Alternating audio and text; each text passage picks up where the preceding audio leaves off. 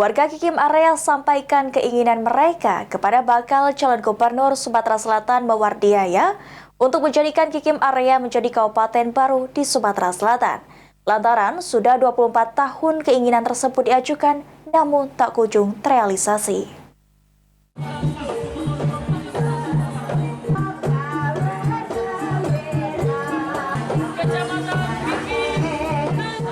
Dalam kunjungan ke Kabupaten Lahat, bakal calon gubernur Sumatera Selatan Mawardiaya menyempatkan hadir bersilaturahmi bersama masyarakat Kikim Area Kabupaten Lahat. Ghazali Hanan, Presidium Calon Daerah Otonomi Baru Kabupaten Kikim Area mengaku, sudah 24 tahun usaha yang dilakukan masyarakat untuk menjadikan Kikim Area sebagai kabupaten baru belum terlaksana.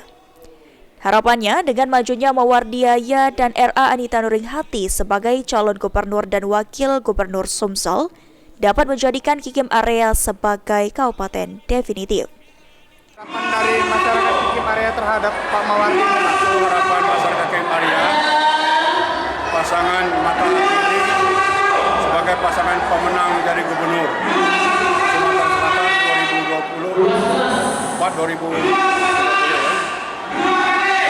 Harapan kami setelah dia menang, Kikim Area pecah jadi kabupaten definitif.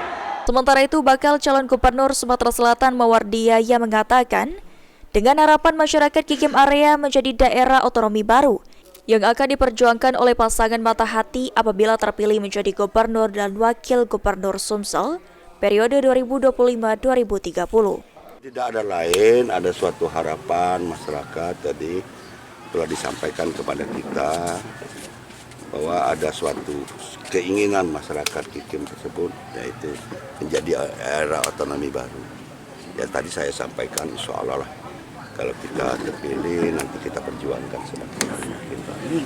apa yang meyakinkan? Insya Allah mudah-mudahan sepanjang persyaratan itu nantinya peluang insya Allah apabila moratorium sudah dibuka kita perjuangkan.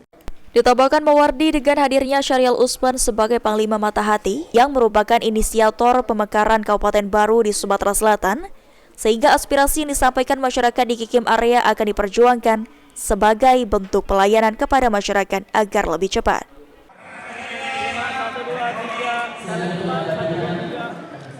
Eki Saputra, PAL TV.